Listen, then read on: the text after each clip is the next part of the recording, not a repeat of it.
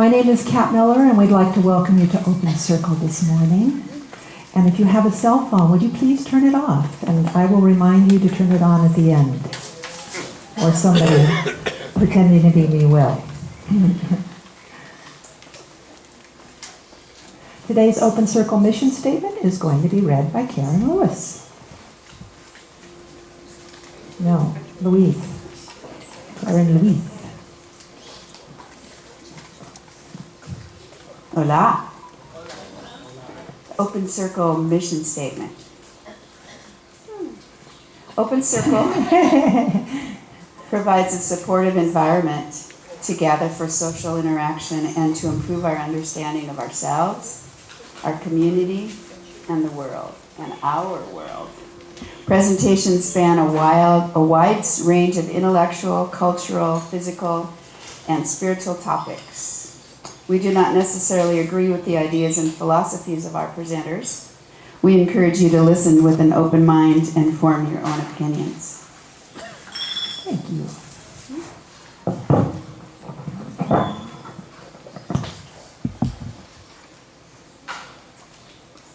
For any of you who might like to read the Open Circle mission statement, which tends to be nobody, please come see me, and I would be happy to have you read it next week.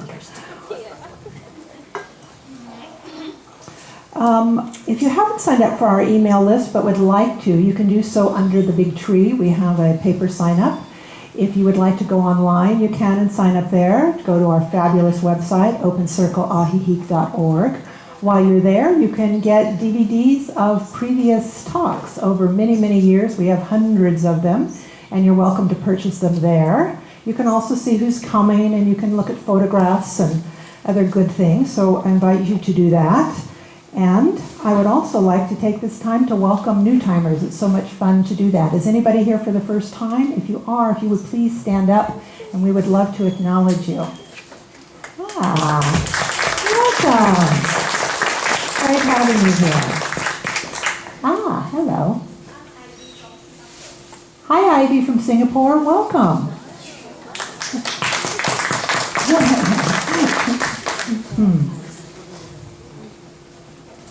The other night I was invited out for a night with the girls. I told my husband that I would be home by midnight. I promise. Well, the hours passed and the margaritas went down way too easy. Around 3 a.m., a bit blitzed, I headed home. Just as I got in the door, the cuckoo clock in the hall started up and cuckooed 3 times. Quickly realizing my husband would probably wake up, I cuckooed another 9 times. I was really proud of myself for coming up with such a quick-witted solution, even after drinking so much. The next morning, my husband asked me what time I got in, and I told him midnight. He didn't seem disturbed at all. Phew, I got away with that one. Then he said, "We need a new cuckoo clock."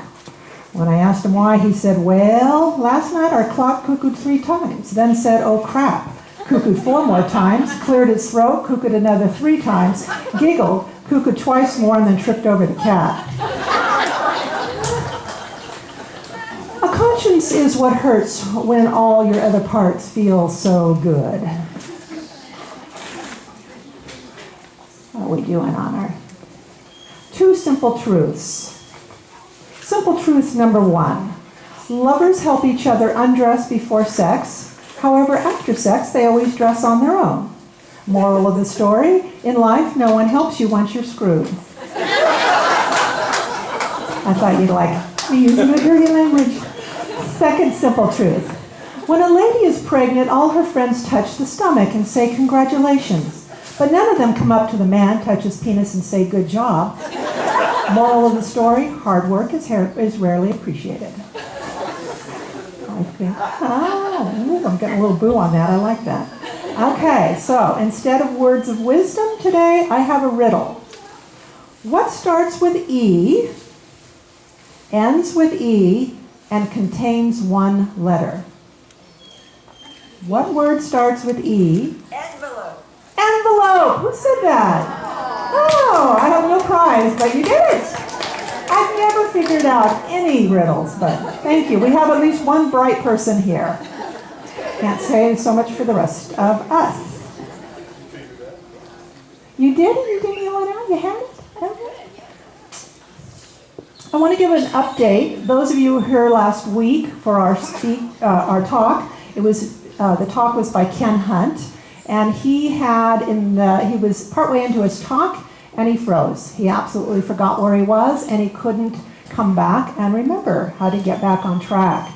And you were all those of you that were here were fabulous. Everybody was kind and compassionate and warm and generous with him. And I want to let you know he is doing fine. He did not have a mini stroke. There was many speculations about something being with his health. What he did want you to know that his next talk will be your worst nightmare, the dimensions of the universe in you.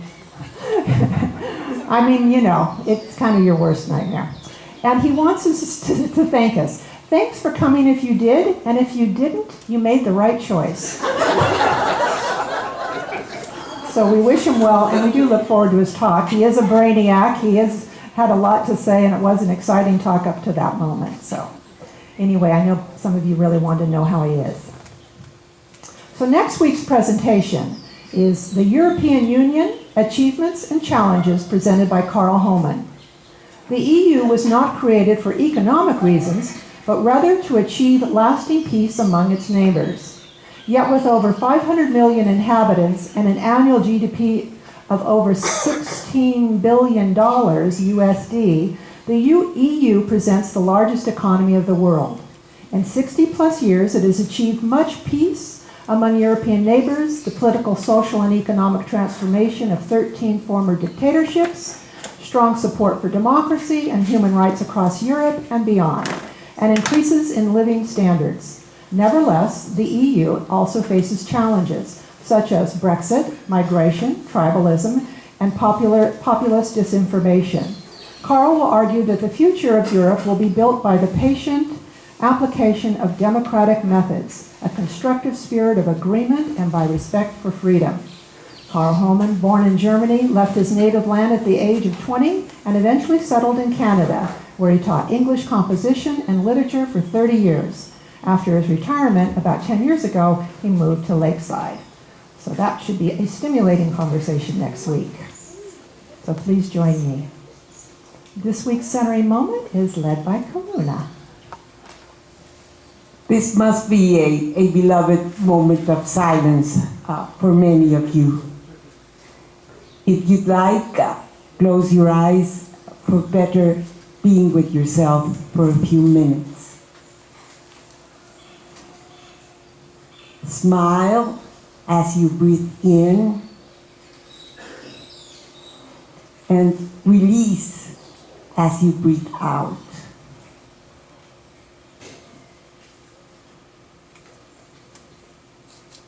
When we smile, the 300 muscles in our face relax. And when we release, when we breathe out, we allow space to be in contact with ourselves.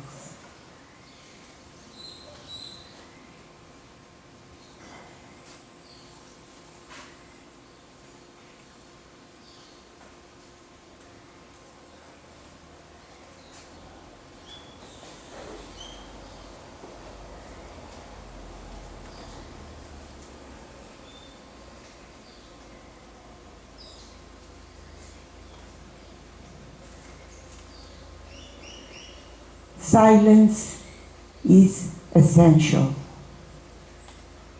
We need silence just as much as we need air, just as much as plants need light.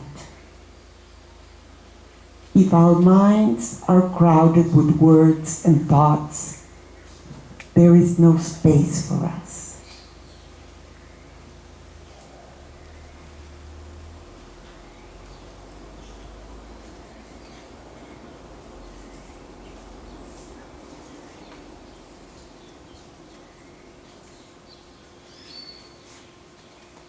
As you breathe in, say yes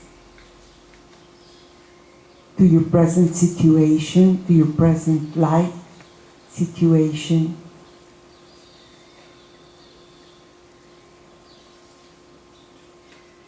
And as you breathe out,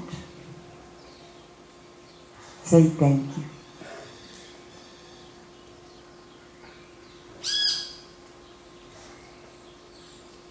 Welcome back to the present moment.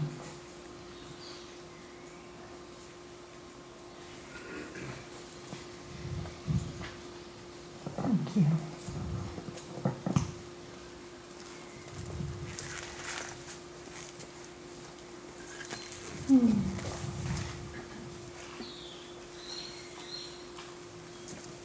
This week's presentation, The Genius of Dave Eggers, two-story performed by Lila Wells. Dave Eggers was a finalist for the 2001 Pulitzer Prize for a heartbreaking work of staggering genius, his memoir of raising his younger brother after the death of their parents. Two other works have been made into motion pictures. Lila will read two selections from Eggers' short story collection, How We Are Hungry, from She Waits, Seething, Blooming. A single mother spikes her red wine with gin, alone in the wee hours awaiting her teenage son's return. The second story, After I Was Thrown in the River and Before I Drowned, is told in the first person by Stephen, a self-described fast dog. Lila Wells had over 50 years' experience in community theater before coming to Lakeside from the U.S. in 2015. She loves Reader's Theater and currently serves as actor, director, and board member at the Naked Stage Reader's Theater in Riberas. Please join me in welcoming Lila.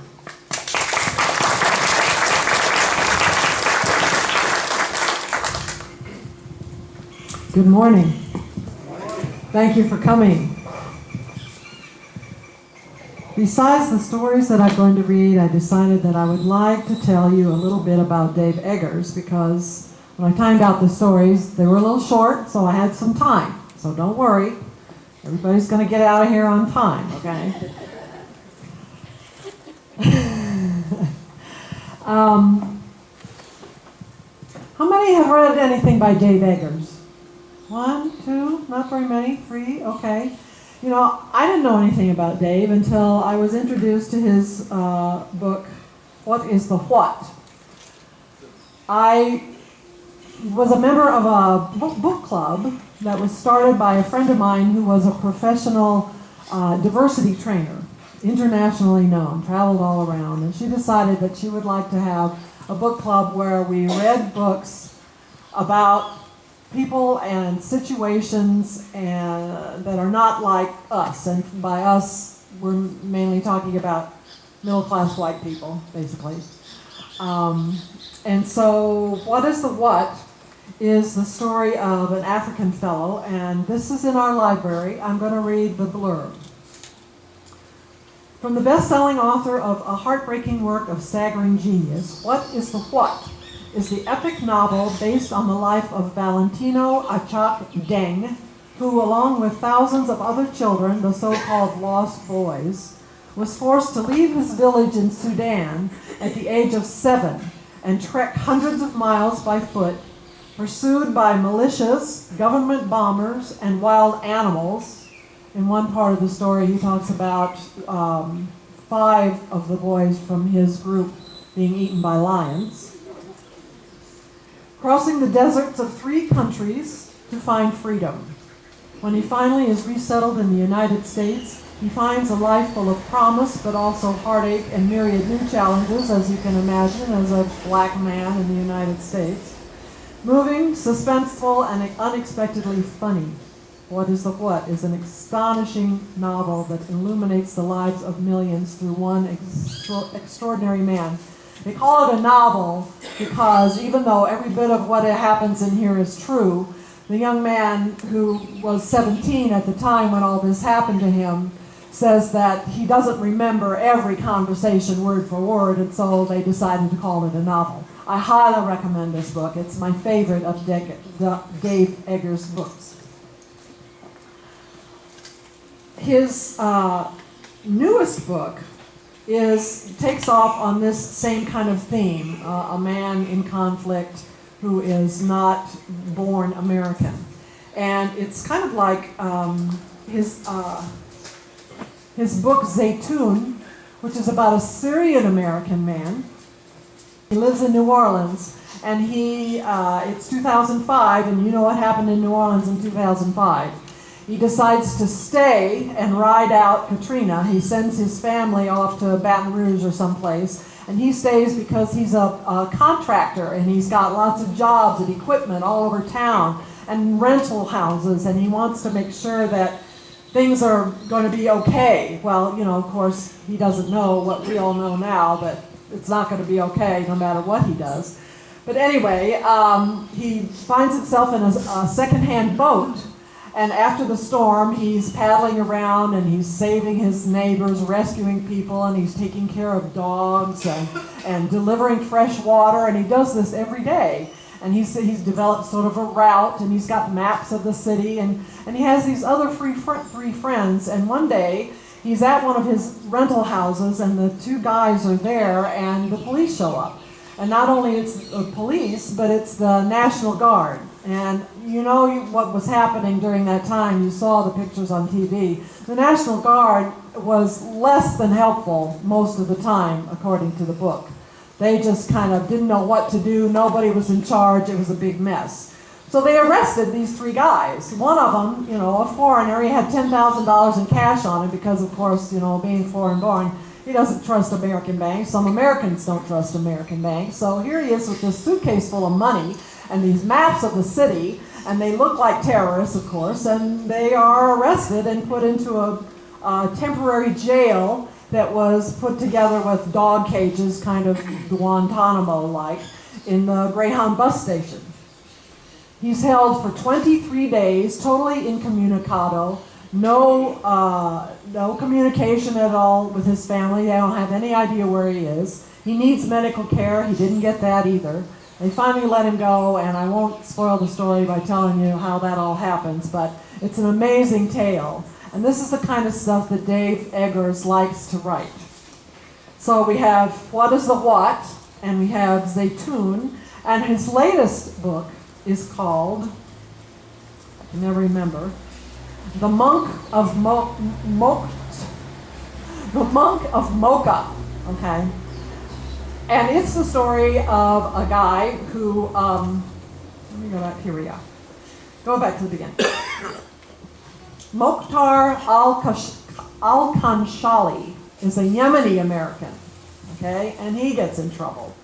He's 25 years old and sort of all at loose ends before he realizes that what he really wants to do is revive the coffee industry in Yemen. Now, maybe you don't know that Yemen was actually the place where coffee came from. Not Ethiopia, not any of those other places that you've heard about. He did his research, and sure enough, 500 years ago, coffee came from Yemen. So he decides that he wants to make that his life's work, and he has to go back to Yemen to do some research and what have you. And while he's there, he gets caught up in the civil war, which, as you know, if you watch the news, is still raging in Yemen. I'm going to read some of the prologue to the book. Now, this is written by Dave Eggers. Mokhtar and I agreed to meet in Oakland. He has just returned from Yemen, having narrowly escaped with his life. An American citizen, Mokhtar was abandoned by his government and left to evade Saudi bombs and Houthi rebels. He had no means to leave the country. The airports had been destroyed, and the roads out of the country were impassable. There were no evacuations planned, no assistance provided. The United States State Department had stranded thousands of Yemeni Americans who were forced to devise their own means of fleeing a blitzkrieg. Tens of thousands of U.S.-made bombs dropped on Yemen by the Saudi Air Force. And then I'm going to go towards the end where he talks about the man that, if you're American, you probably don't like any more than I do. But now, as I finish this book, it's been 3 years since our meeting that day in Oakland. Before embarking on this project, I was a casual coffee drinker and a great skeptic of specialty coffee. I thought it was too expensive, and that anyone who cared so much about how coffee was brewed, or where it came from, or waited in line for certain coffees made certain ways was pretentious and a fool. But visiting the coffee farms and getting involved with Mokhtar's story changed all that for him. American voters, okay, this is 2015, 3 years later. American voters had elected, or the Electoral College made possible, the presidency of a man who had promised to exclude all Muslims from entering the country. Until we figure out what's going on, he said. After inauguration, he made 2 efforts to ban travel to the United States by citizens of 7 Muslim-majority nations. On this list was Yemen, a country more misunderstood than perhaps any other. Mokhtar is both humble before the history he inhabits.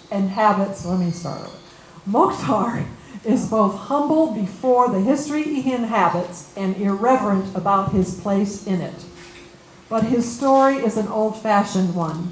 It's chiefly about the American dream, which is very much alive and very much under threat.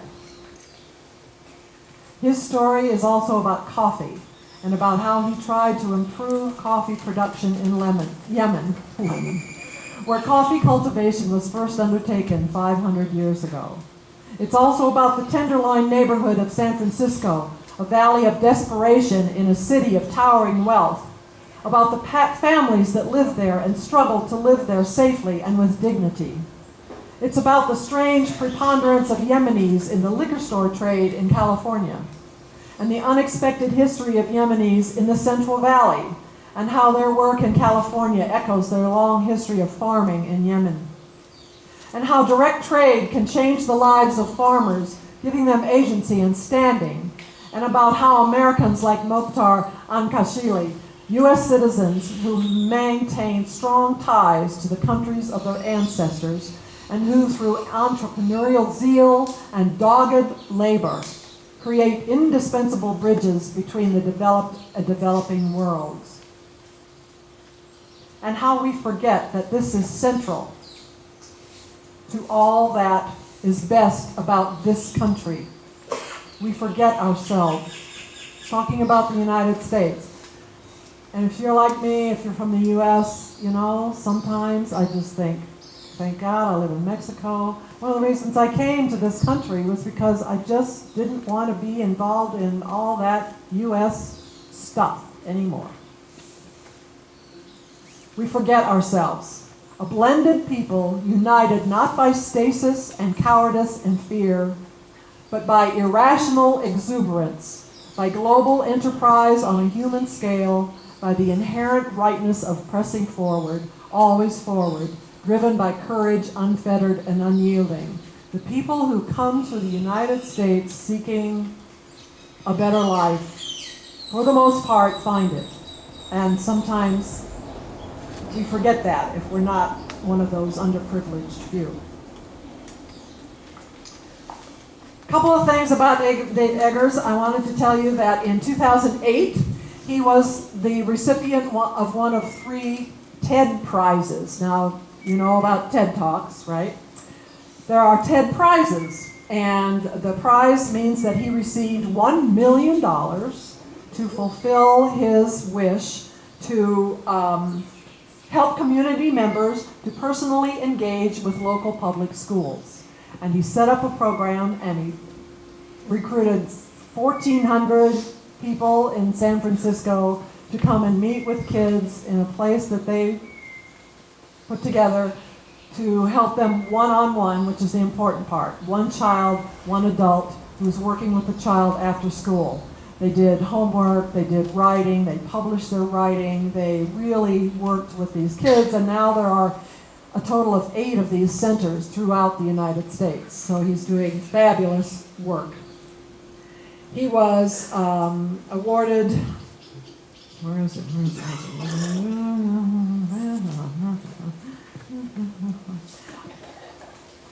A prize.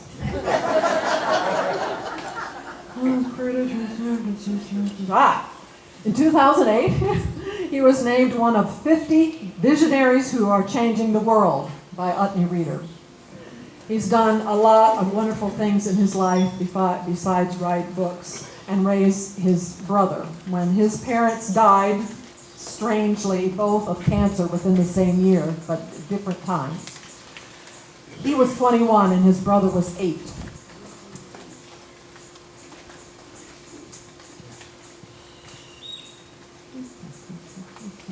Dave is also a philanthropist with a list of nonprofit organizations, including human rights organization Voice of Witness and Scholar Match, a program that matches donors with students needing funds for college tuition. So now you know why I consider Dave Eggers a genius, and I hope that you will read his books. Besides What is the What, we also have the first one, the one that he got the finalist for the Pulitzer, heartbreaking work of Staggering Genius, which is the memoir of raising his brother. And there are at least 2 books of short stories, one of which I will be reading from today. I'm not sure what else, but I would check them out if you possibly can. And so, let's get to the story reading. What do you say?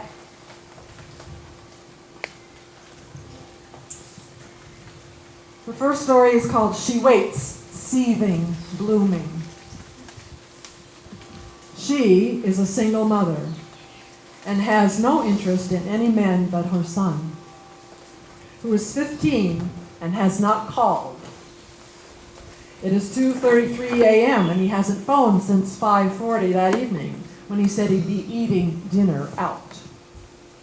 And now she is watching Eliminate, drinking red wine spiked with gin, and is picturing hitting her only son with a golf club. She is picturing slapping him flat and hard across his face, and is thinking that the sound it would make would almost make up for her worry, her inability to sleep, the many hundreds of dire thoughts that have torched her mind these past hours. Where is he?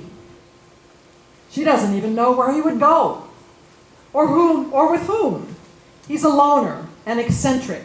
He is, she thinks, the sort of teenager who gets involved with deviance on the internet. And yet somehow she knows that he is safe, that he is fine, but has, for whatever reason, been unable to call. Or has not even given it much thought, more likely.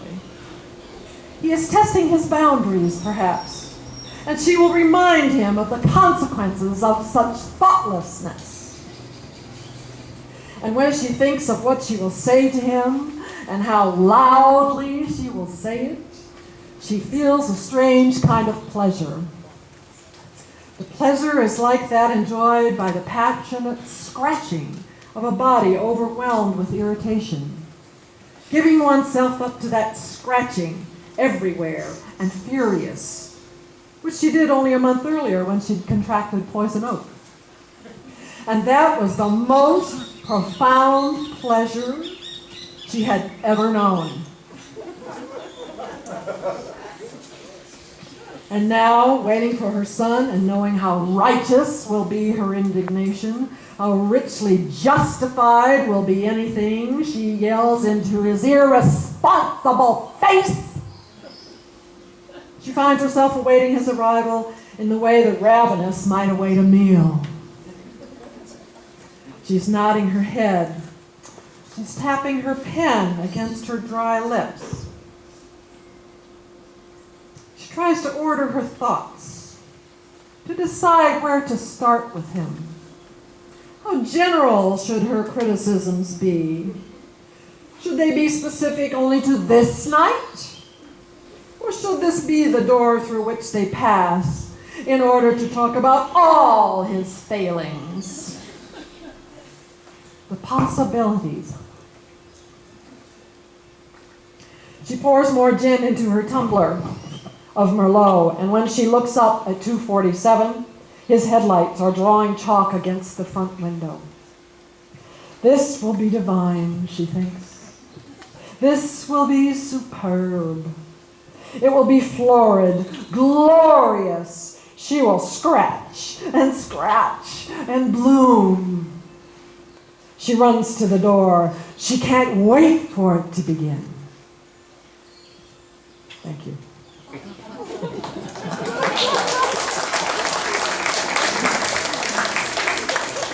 You mothers out there, never happened to you, did that? No. Actually, I was the one coming in at the time. I poor one. Yeah. After I was thrown in the river and before I drowned. Oh, I'm a fast dog. I'm fast. It's true, and I love being fast. I admit it, I love it. You know fast dogs. Dogs that run by and you say, damn, that's a fast dog. Well, that's me, a fast dog. I'm a fast dog. Woo! Woo! You should watch me sometime. Just watch how fast I go when I'm going my fastest. When I've really got to move for something, when I'm really on my way, man, do I get going sometimes. Weaving like a missile between trees and around bushes. And then pop, I can go over a fence or a baby or a rock or anything because I'm a fast dog and I can jump like a fucking gazelle. I love it. I run to feel the cool air cool through my fur. I run to feel the cold water from my eyes. I run to feel my jaw slacken and my tongue come loose and flap from the side of my mouth. And I go and go and go. My name is Stephen. I can eat pizza. I can eat chicken. I can eat yogurt and rye bread with caraway seeds. It really doesn't matter. They say, no, don't eat that stuff. That stuff is for me. It's for us, the people. And I eat it anyway. I eat it with gusto. I eat the food and I feel good and I live on and run and look at the people and hear their stupid conversations come from their slits for mouths and terrible eyes. I see in the windows. I see what happens. I see the calm, held together moments and also the treachery. And I run and run. You tell me it matters what they all say. I've listened and long ago I stopped. Just tell me it matters and I will listen to you. And I will be convinced. I will want to be convinced. You tell me that what is said is making a difference, that those words are worthwhile words and mean something. I see what happens. I live with good people who are German. They collect steins. They're good people. Their son is dead. I see what happens. When I run, I can turn like I'm magic or something. I can run like there wasn't even a turn. I turn and I'm going so fast it's like I'm still going straight. Through the trees, like a missile through the trees, I love to run with my claws, reaching and grabbing so quickly I'm taking everything. Damn, I'm so in love with all this. I was once in a river. I was thrown in a river when I was small. You just cannot know. I was swimming, trying to know why I had been thrown in the river. I was 6 months old, and my eyes were burning. The water was bad. I paddled, and it was like begging. The land on either side was a black stripe, indifferent. I saw the gray water, and then the darker water below. And then my legs wouldn't work. Were stuck in some kind of seaweed or spider web. And then I was in the air. I opened my burning eyes and saw him in yellow, the fisherman. I was lifted from the water. The water was below me, then shivering on their white plastic boat bottom, and they looked at me with their mustaches. I dried in the sun. They brought me to the place with the cages, and I yelled for days. Others were yelling too. Everyone was crazy. Then people, and a car, and I was new and home. Ate and slept, and it was dry, walls of wood. 2 people and 2 girls, thin twins, who sleep in the next room with a dollhouse between them. When I go outside, I run. I run from the cement past the places, and then to where the places end, and then to the woods. In the woods are the other dogs. I am the fastest. Since Thomas left, I am the fastest. I jump the farthest, too. I don't have to yell anymore. I can go past the buildings where the people complain and then to the woods where I can't hear them and just run with these dogs. Woo! I feel good. Feel strong. Sometimes I'm a machine moving so fast, a machine with everything working perfectly, my claws grabbing at the earth like I'm the one making it turn. Damn, yeah. Every day on the street I pass the people. There are the men, 2 of them, selling burritos from the steel van. They are happy men. Their music is loud and jangles like a bracelet. There are women from the drugstore outside on their break, smoking and laughing, shoulders shaking. And there's the man who sleeps on the ground with a hole in his pants where his ass shows, raw and barnacled and blue-brown. One arm extended, reaching toward the door of the building. He sleeps so much. Every night I walk from the neighborhood and head to the woods and meet the others. It's shadowy out, the clouds low. I see the blues jumping inside the windows. I want all these people gone from the buildings and moved to the desert so we can fill the buildings with water. It's an idea I have. The buildings would be good if filled with water, or underwater. Something to clean them, anything. How long would it take to clean those buildings? Lord, no one knows any of this. So many of the sounds I hear, I just can't stand. These people. The only ones I like are the kids. I come to the kids and lick the kids. I run to them and push my nose in their stomachs. I don't want them to work. I want them to stay as they are and run with me, even though they're slow, so slow. I run around them and around again as they run forward. They're slow, but they're perfect things, almost perfect. I pass the buildings. Inside, the women are putting strands of hair behind their ears, and their older children are standing before the mirror for hours, moving tentatively to their music. Their fathers are playing chess with their uncles who are staying with them for a month or so. They are happy that they are with each other, and I pass, my claws ticking on the sandpaper cement, past the man laying down with his arm reaching past the steel van with the music, and I see the light behind the rooftops. I haven't been on a rooftop, but once I was in a plane and wondered why no one had told me that clouds were more ravishing from above. Where the buildings clear, I sometimes see the trains slip through the sharp black trees. All the green windows and the people inside in white shirts. I watch from the woods, the dirt in my nails so soft. I just cannot tell you how much I love all this. The train, these woods, the dirt, the smell of dogs nearby waiting to run. In the woods we have races and we jump.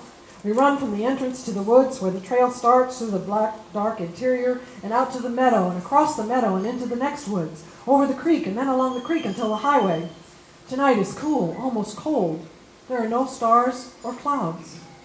We're all impotent, but there is running. I jog down the trail and see the others, 6 of them tonight. Edward, Franklin, Susan, Mary, Robert, and Victoria. When I see them, I want to be in love with all of them at once. I want us all to be together. I feel so good to be near them. Some sort of marriage. We talk about it getting cooler. We talk about it being warm in these woods when we're close together. I know all these dogs but a few. Tonight I race Edward. Edward is a bull terrier and he is fast and strong, but his eyes want to win too much. He scares us. We don't know him well and he laughs too loud and only at his own jokes. But he doesn't listen, he waits. The course is a simple one. We run out from the entrance, through the black dark interior and out to the meadow, and then across the meadow and into the next woods along the creek. Then over the gap over the drain pipe, and then along the creek until the highway. The jump over the drain pipe is the hard part. We run along the creek, and then the riverbank rises above it, so we're 10, 15 feet above the creek, and then almost 20. Then the bank is interrupted by a drain pipe about 4 feet high. The bank at 18 feet has a 12-foot gap. And we have to run and jump to clear it. We have to feel strong to make it. On the banks of the creek near the drain pipe, on the dirt and in the weeds, and on the branches of the rough gray trees are the squirrels. The squirrels have things to say. They talk before and after we jump, sometimes while we're jumping. He's running funny. She will not make it across. When we land, they say things. He did not land as well as I wanted him to. She made a bad landing because her landing was bad. I am angry. When we do not make it across the gap and instead fall into the sandy bank, the squirrels say other things, their eyes full of glee. It makes me laugh that she did not make it across the gap. Oh, I am very happy if he fell in. It sees him so much pain. I don't know why the squirrels watch us or why they talk to us. They do not try to jump the gap. The running and jumping feels so good. Even when we don't win or fall into the gap, it feels so good when we run and jump. And when we are done, the squirrels are talking to us, to each other, in their small, jittery voices. We look at the squirrels and we wonder why they are there. We want them to run and jump with us. But they do not. They sit and talk about the things we do. Sometimes one of the dogs, annoyed past tolerance, catches a squirrel in his mouth and crushes it. But then the next night they're back, all the squirrels, more of them, always more. Tonight I am to race Edward and I feel good. My eyes feel good, like I will see everything before I have to. I see colors like you hear jet planes. When we run on the side of the creek, I feel strong and I feel fast. There is room for both of us to run, and I want to run along the creek. Want to run alongside Edward and then jump. That's all I can see, the jump, the distance below us, the momentum taking me over the gap. God damn, sometimes I only want this feeling to stay and last. Tonight, I run and Edward runs, and I see him pushing hard, and his claws grabbing, and it seems like we're both grabbing at the same time, that we're both grabbing for the same thing, but we keep grabbing, and there's enough for both of us to grab, and after us, there will be others who grab from this dirt on the creek bed, and it will always be there. Edward is nudging me as I run. Edward is pushing me, bumping into me. All I want to do is run, but he is yelling and bumping me and trying to bite me. All I want is to run and then jump. I'm telling him that if we both just run and jump without bumping and biting, we will run faster and jump farther. We will be stronger. We will run fast. We will do more beautiful things. He bites me and bumps me and yells things at me when we run. When we come to the bend, he tries to bump me into a tree. I skid and then find my footing and keep running. I catch up to him quickly because I'm faster. I catch it and overtake him, and we are on the straightaway, and I gain my speed. I must muster it from everywhere. I attract the energy of everything living around me. It conducts through the soil, through my claws, and I grab, and I gain all the speed, and then I see the gap, 2 more strides, and I jump. You should do this sometime. I'm a rocket. My time over the gap is a life. I'm a cloud, so slow. For an instant, I am a slow-moving cloud whose movement is elegant, cavalier, like sleep. And then it speeds up, and the leaves and the black dirt come to me, and I land and skid, my claws filling with soil and sand. I clear the gap by 2 feet and turn to see Edward jumping, and Edward's face looking across the gap, looking at my side of the gap, and his eyes still on the grass, exploding for it. And then he's falling, and only the front claws land above the bank. He yells something as he grabs, his eyes trying to pull the rest of him up, but he slides down the bank. He is fine. But in the past, others have been hurt. One dog, Wolfgang, died here years ago. The other dogs and I jumped down to help Edward up. He is moaning, but he is happy that we were running together and that he jumped. The squirrels say things. That wasn't such a good jump. That was a terrible jump. He wasn't trying hard enough when he jumped. Bad landing. Awful landing. His bad landing makes me angry. I run the rest of the race alone. I finish and come back and watch the other races. I watch, and I like to watch them run and jump. We are lucky to have these legs and this ground, and that our muscles work with speed, and the blood surges, and we can see everything. After we all run, we go home. A few of the dogs live on the other side of the highway, where there is more land. A few live my way, and we jog back together, through the woods and out of the entranceway and back to the streets and the buildings with the blue lights jumping inside. They know as I know. They see the men and women talking through the glass and saying nothing. They know that inside the children are pushing their toys across the wooden floors. And in their beds, people are reading reaching for the covers, pulling, their feet kicking. I scratch at the door and soon the door opens. Bare white legs under a red robe, black hairs ooze from the white skin. I eat the food and go to the bedroom and wait for them to sleep. I sleep at the foot of the bed over their feet, feeling air from the just open window, rolling in, cool and familiar. In the next room, the thin twins sleep alongside their dollhouse. The next night, I walk alone to the woods, my claws clicking on the sandpaper cement. The sleeping man sleeps near the door, his hands praying between his knees. I see a group of men singing on the corner, drunkenly, but they are perfect. Their voices join and burnish the air between them, freed and perfect from their old and drunken mouths. I sit and watch until they notice me. Get out of here, fuck dog. I see the building's end and wait for the train through the branches. I wait and can almost hear the singing still. I wait and don't want to wait anymore, but the longer I wait, the more I expect the train to come. I see a crow bounce in front of me, his head pivoting, paranoid. Then the train sounds from the black, thick part of the forest, where it can't be seen, then comes into view, passing through the lighter woods, and it shoots through. The green squares glowing and inside the bodies in their white shirts. I try to soak myself in this. This I can't believe I deserve. I want to close my eyes to feel this more, but then realize I shouldn't close my eyes. I keep my eyes open and watch, and then the train is gone. Tonight I race Susan. Susan is a retriever, a small one, fast and pretty with black eyes.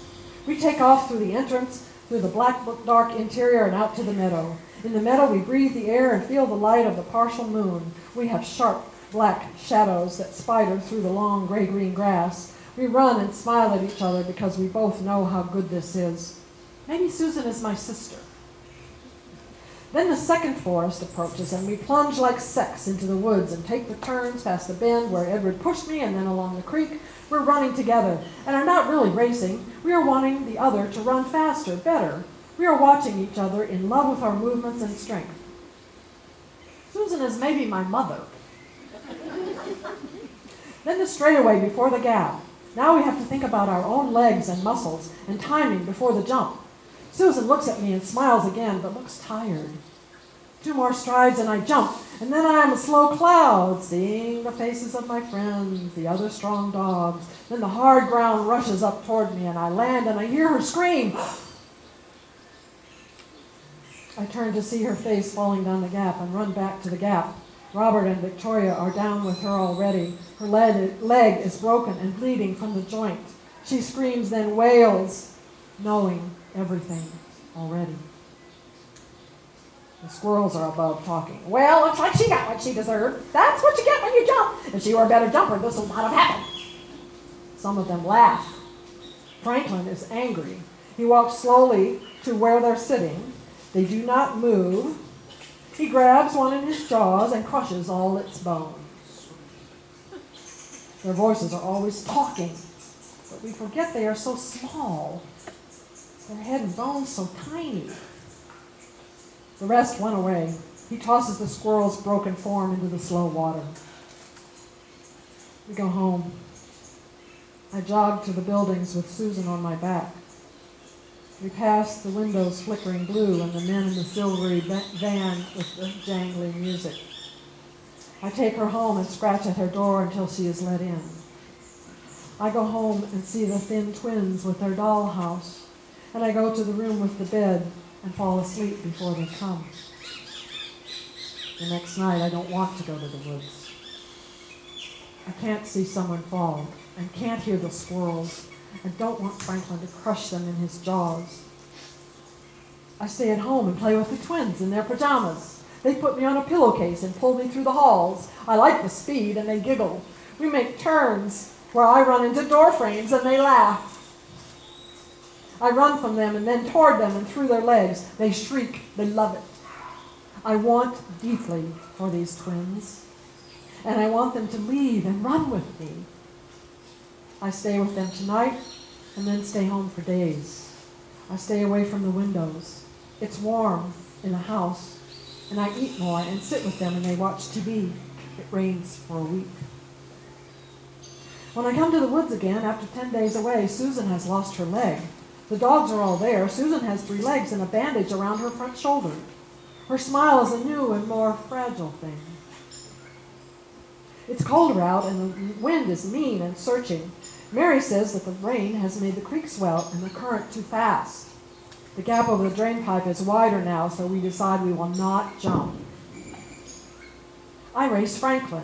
Franklin is still angry about Susan's leg. Neither of us can believe such things like that happen, that she has lost a leg, and now, when she smiles, she looks like she's asking to die.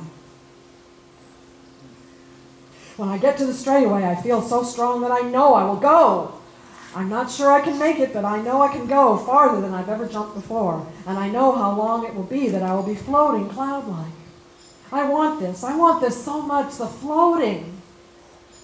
I run and see the squirrels and their mouths already forming the words they will say if I don't make it across. On the straightaway, Franklin stops and yells to me that I should stop, but it's just a few more strides, and I felt so strong. So I jump, yes, jump! I float for a long time and see it all. I see my bed and the faces of my friends, and it seems like already they know. When I hit my head, it was obvious. I hit my head and had a moment when I could still see. I saw Susan's face, her eyes open, huge. I saw some crisscrossing branches above me, and then the current took me out and I fell under the surface. After I fell and was out of view, the squirrel spoke. "He should not have done that jump. He sure did look silly when he hit his head and slid into the water. He was a fool. Everything he did was worthless." Franklin was angry and took 5 or 6 of them in his mouth, crushing them, tossing them one after the other. The other dogs watched. None of them knew if squirrel killing made them happy or not. After I died, so many things happened that I did not expect. The first was that I was there inside my body for a long time. I was at the bottom of the river, stuck in a thicket of sticks and logs for 6 days. I was dead, but was still there and could see out of my eyes. I could move around inside my body like it was a warm, loose bag. I would sleep in the warm, loose bag, turn around in it like it was a small home of skin and fur. Every so often I could look through the bag's eyes to see what was outside in the river. Through the dirty water I never saw much. I had been thrown into a river, a different river, when I was young, by a man, because I would not fight. I was supposed to fight, and he kicked me and slapped my head and tried to make me mean. I didn't know why he was kicking me, slapping. I wanted him to be happy. I wanted the squirrels to jump and be happy as we dogs were. But they were different than we were. And the man who threw me to the river was also different. I thought we were all the same. But as I was inside my dead body and looking into the murky river bottom, I knew that some are wanting to run and some are afraid to run, and maybe they are broken and are angry for it. I slept in my broken sack of a body at the bottom of the river and wondered what would happen. It was dark inside and musty. The air was hard to draw. I sang to myself. After the 6th day, I woke up and it was bright. I knew I was back. I was no longer inside the loose sack, but was now inhabiting a body like my own from before. I was the same. I stood in a wide field of buttercups. I could smell their smell and walked through them, my eyes at the level of the yellow, a wide blur of a line of yellow. I was heavy-headed from the gorgeousness of the yellow all blurry. I loved breathing this way again and seeing everything. I should say that it's very much the same here as there. There are more hills and more waterfalls, and things are cleaner. I like it. Each day I walk for a long time and I don't have to walk back. I can walk, and when I'm tired, I can sleep. When I wake up, I can keep walking, and I never miss where I started and have no home. I haven't seen anyone yet. I don't miss the cement like sandpaper on my feet, or the buildings with the sleeping men reaching. I sometimes miss the other dogs and the running. The one big surprise is that it turns out God is the sun. It makes sense if you think about it. Why didn't we see it sooner? I cannot say. Every day the sun was right there burning. Our and other planets hovering around it, always apologizing. And we didn't think it was God. Why would there be a God and also a sun? Of course God is the sun. Everyone in the life before was cranky, I think, because they just wanted to know. Thank you.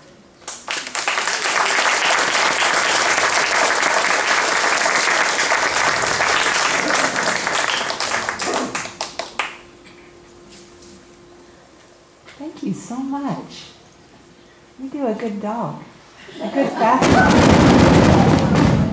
Just in time. I planned it just that way. Lovely finish. You couldn't find it better. She had that plan. I did. Well, thank you all. Thank you all for being here today. We look forward to seeing most of you next week. Join us for our great talk with Carl Homan next week. Please pick up your coffee cups and your shawls and your purses, and you can turn on your cell phone if you so choose. Stack your chairs, and thank you, and have a beautiful rest of your day.